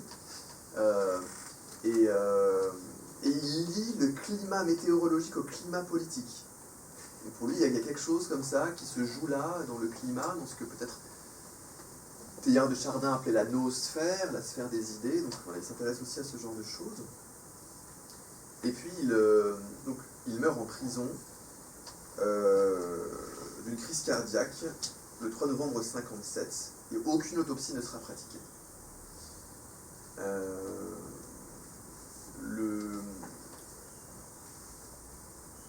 On dit qu'il a été persécuté pour cette découverte extraordinaire, qu'il dérangeait beaucoup de monde à l'époque. Très intéressant, deuxième fois que par décision de justice, toutes ces œuvres sont brûlées dans l'incinérateur de Gansevoort, à Manhattan, à New York. Incroyable que le même homme, on brûle tout ce qu'il fait en l'espace de quelques années. Encore sous le nazisme, on peut comprendre, et puis on voit que sous le macartisme, pareil. Le dossier du FBI a été déclassifié et ouvert au public et on dit que son interview avait été sollicitée et réalisée dans le cadre des efforts désespérés pour le discréditer et ruiner Reich dans son œuvre par des calomnies gratuites. Donc il y a eu des choses qui ont été reconnues de malveillance à son encontre par le FBI à son posthume. Donc dans les années 70, on lui doit l'analyse bioénergétique, la bioénergie, via Alexander Lowen notamment. À Strasbourg, on développe la théorie primale, l'intégration posturale et aussi la psychothérapie corporelle intégrée. Même en Sciences Po, on utilise ces recherches. On parle de panique morale ou de peste émotionnelle. Donc même ces concepts ont été dérivés. Jung... Ouais. Vous voulez faire une pause? Ouais. Ok, cool, j'arrive. Oui. Et 15 ans. Donc, Jung, j'ai pas vraiment eu le temps de creuser la question plus que ce que j'ai fait ces dernières années de façon non dirigée vers la conférence. Mais il y a plusieurs choses qui pour moi sont intéressantes encore une fois dans l'histoire de la bioénergie, dans la façon dont il a apporté ses pierres à l'édifice. La notion d'égrégore, la notion de synchronicité et la notion de chevalerie spirituelle. Donc c'est à lui qu'on doit la notion d'égrégore, donc la façon dont mentalement, on va nourrir un espèce de nuage de pensées, d'idées, à qui on va donner de la force, on va donner de l'énergie. Hein, on prend souvent l'exemple du conspirationnisme, par exemple. Si j'y pense, j'y crois, etc., je vais nourrir cette chose qui, en retour, va me donner de l'énergie, m'en prendre aussi, mais dans une relation, en tout cas, d'interdépendance. Donc là, il théorise comme ça l'égrégore, la façon dont il existe, comme ça, des sphères auxquelles on est attaché parfois, des formes pensées. Ensuite, la synchronicité, c'est aussi à lui qu'on doit ce concept, et ça lui arrive lors d'une séance, hein, parce qu'il est psy, hein, il est proche de Freud, mais vous le savez déjà, je ne rentre pas dans les détails.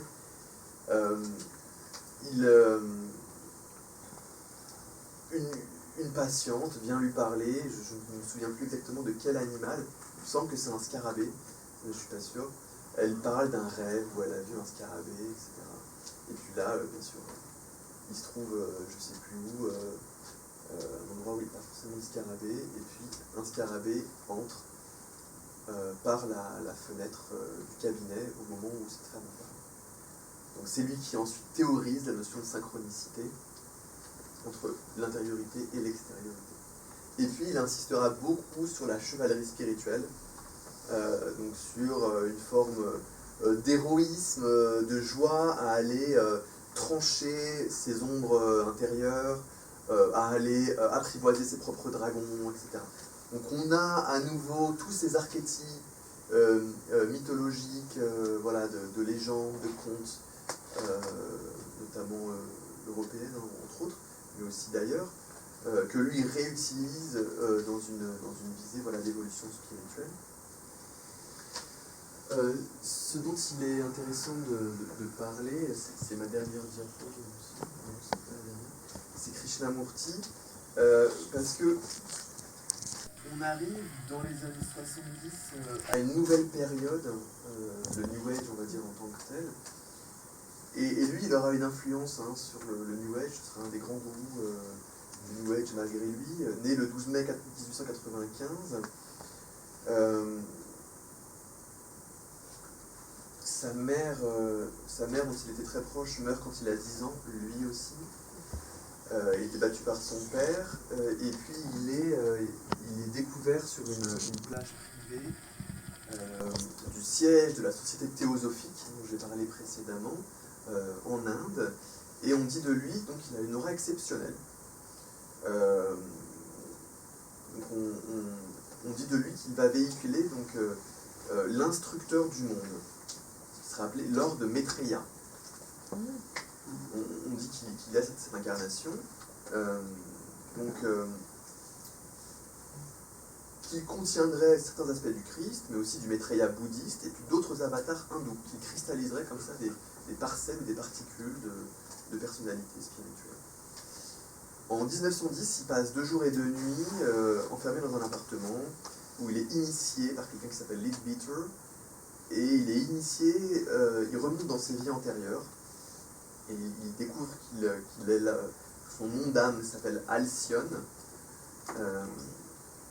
et puis donc 12 ans après, il vit à nouveau une expérience transformatrice, qui est systématiquement accompagnée de violents maux de tête, il appelle ça le processus, le réveil de la Kundalini, nous dit Annie Besant, où il ressent une présence, une bénédiction, une immensité, un état autre, un sens du sacré. Et puis, à la mort de son frère, alors qu'il était très docile, il commence à contester les directives de la société théosophique qu'il est censé représenter. Il ne dit pas qu'il n'est pas le Messie, mais il dissout l'organisation mondiale en 1929, et il dit une grande phrase qui est extrêmement importante, aussi pour moi qui résonne avec la bioénergie, qui est la vérité est un pays sans chemin. Donc ça c'est très important à une époque où non seulement les religions sont encore assez présentes, les maîtres spirituels, voilà. On ne peut atteindre par aucune route, quelle qu'elle soit, aucune religion, aucune secte, etc., ni les exercices spirituels et les rituels. Tout ça est absurde. Les leaders détruisent leurs adeptes et les adeptes détruisent les leaders. Vous devez être votre propre enseignant et votre propre disciple. Vous devez mettre en doute tout ce que l'homme a accepté comme valable ou nécessaire. Donc, il dit que la plus grosse difficulté, en fait, pour l'humain, c'est de rejeter l'autorité intérieure de nos petites opinions, de nos savoirs, de nos idées et de nos idéaux. Donc, il sera ami avec Aldous Huxley, meilleur des mondes. Il sera très critique de la société de son temps et de ses disciples. Il dit, vous êtes dans une approbation molle et inactive, notamment les occidentaux, je veux entendre votre désaccord, pensez par vous-même, etc. Très ami avec David Bohm aussi, le physicien. Il fait 120 conférences par an jusqu'à sa mort, mène un mode de vie austère et rigoureux, sans alcool, ni café, il fait d'exercices physiques réguliers. 90 ans, il fait une conf aux Nations Unies, quand même, c'est pas n'importe qui, sur le sujet de la paix et de la conscience, et il reçoit une médaille de l'ONU en 84.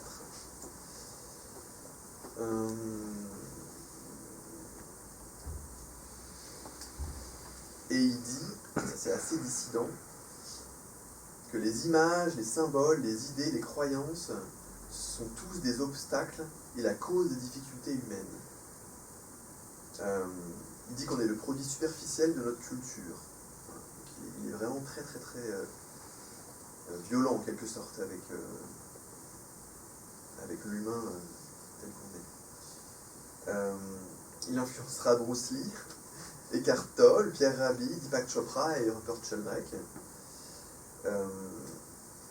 Il a créé des écoles et il est assez critiqué par ailleurs sur son aspect gourou, malgré qu'il ait essayé de ne pas l'être, mais bon, je ne rentre pas dans les détails.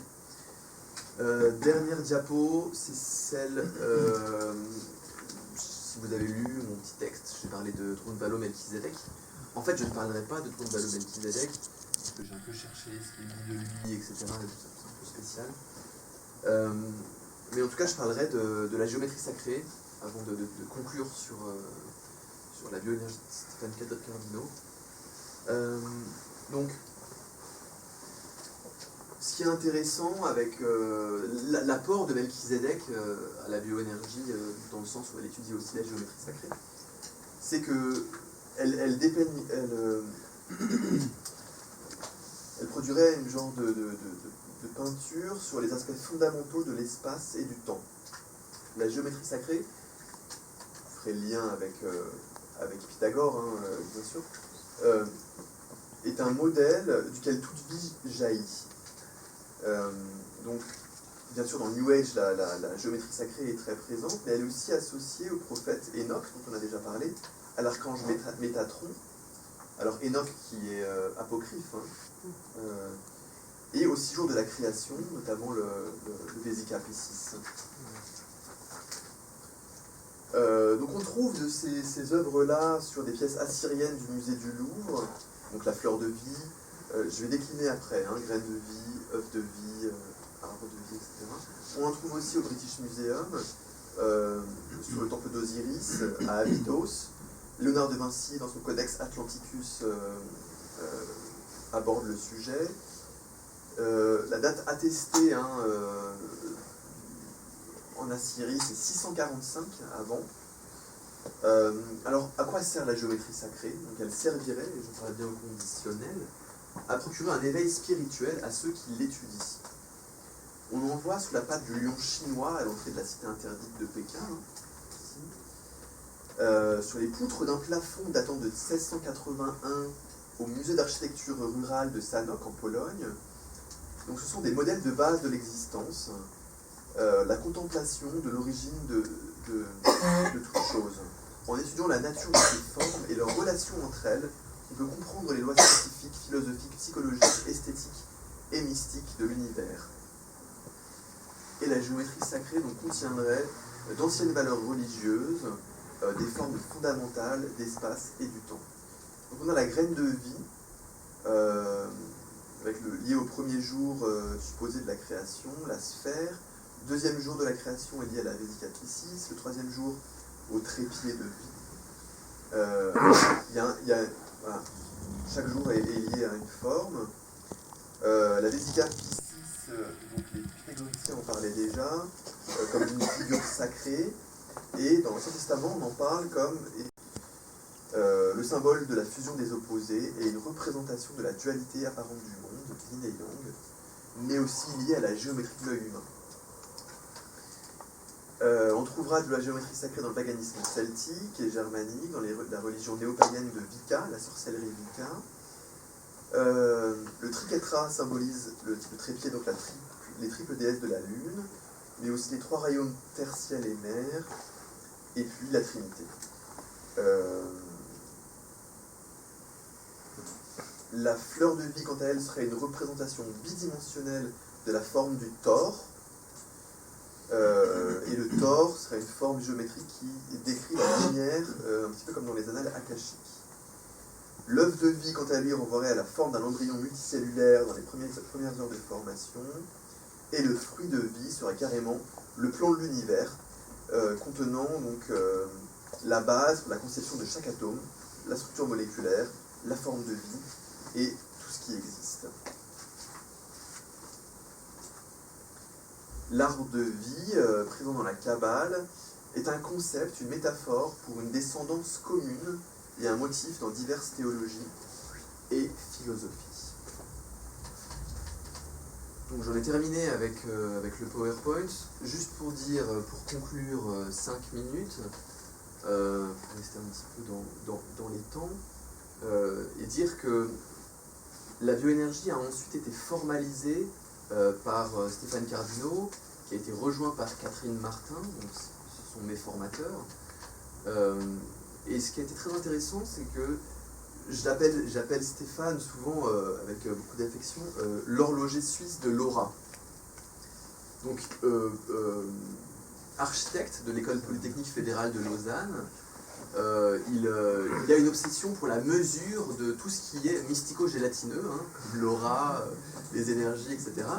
Donc il vient faire des mesures extrêmement précises, au centimètre près, au pourcentage près, avec des courbes de Gauss, de tout ce qui est évolution des méridiens, des lignes Hartmann. Donc il apporte des représentations visuelles de tout ça.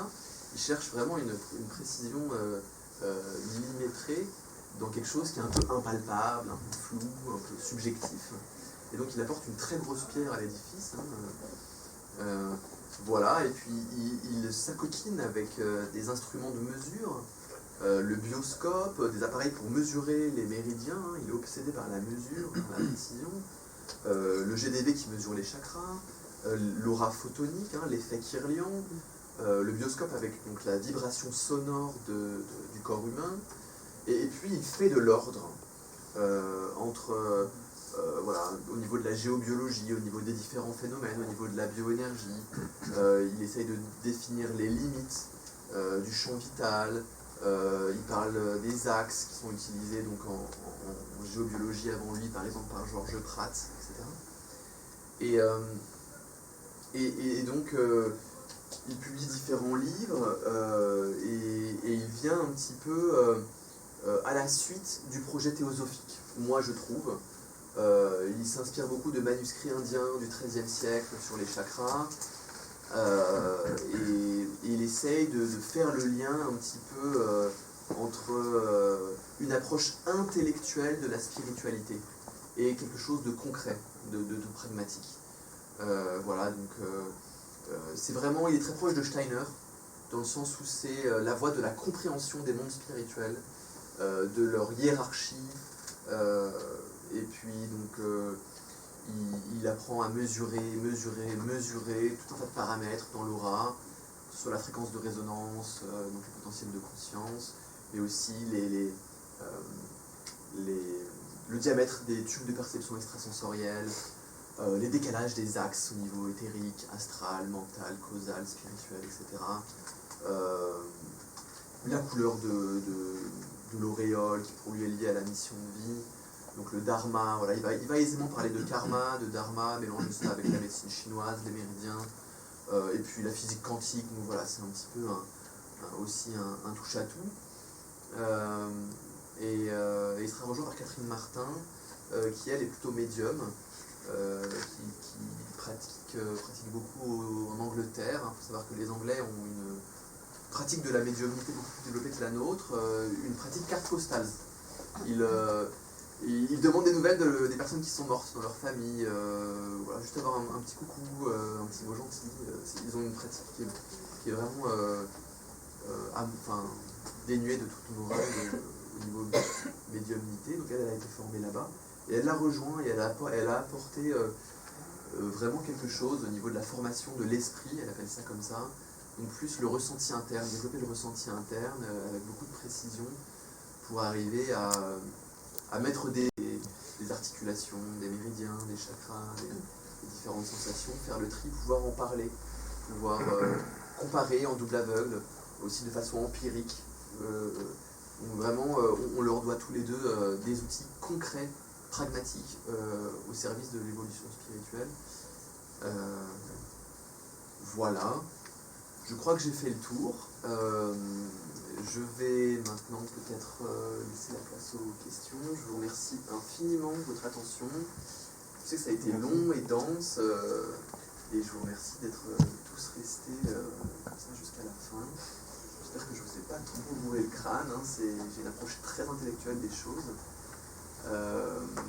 Et je suis vraiment très curieux de vous entendre venir préciser certaines choses que j'ai dit, apporter vos pierres à l'édifice, et puis critiquer, questionner. Je vous remercie. Merci.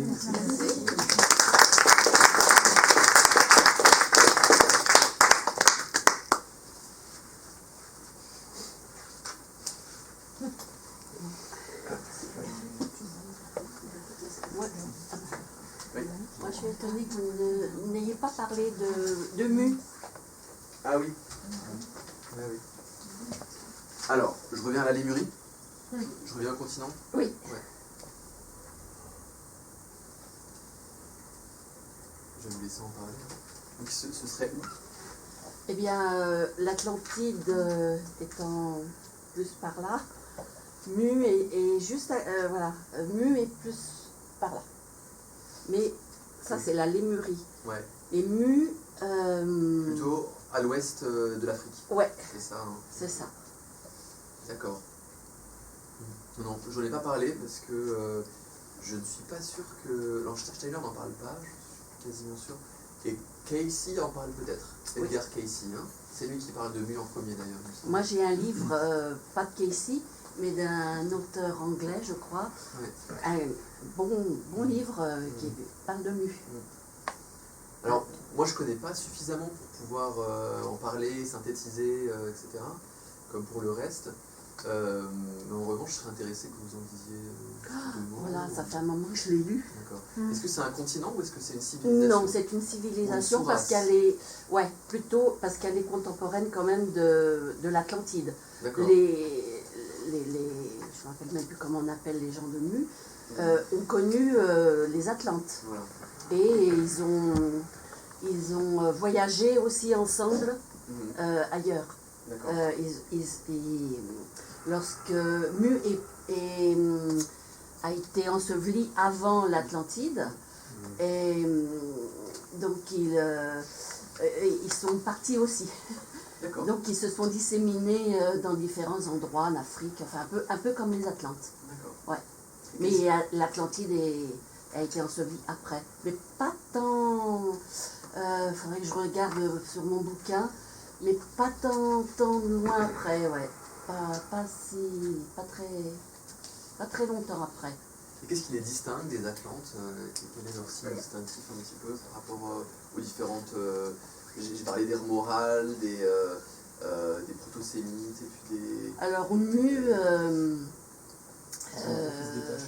sont quand même assez proches des Atlantes, hein, parce qu'ils ont étudié ensemble et ils se sont aidés en fait. D'accord. Hein, c'est une civilisation, ils se sont aidés. Ok. Si je peux vous apporter quelques précisions à propos de lui, les habitants c'était des Lémuriens, ce qui les distinguait des Atlantes, c'était leur fonctionnement qui était différent, puisque les Lémuriens étaient beaucoup plus des êtres qui fonctionnaient sur le ressenti intérieur, le cœur entre autres, alors que les Atlantes étaient beaucoup plus dans la sphère intellectuelle et ne vivaient donc pas et ne percevaient donc pas les choses de la même façon. Ça, c'était ce qui les différenciait le plus.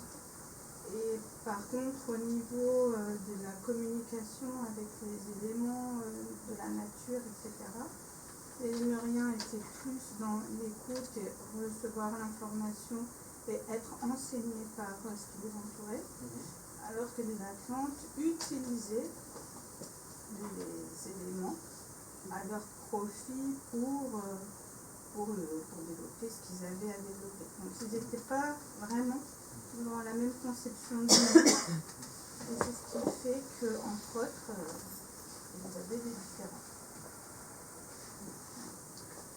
Merci. Moi, j'ai pas tellement perçu dans votre conférence le lien avec l'énergie. Vous avez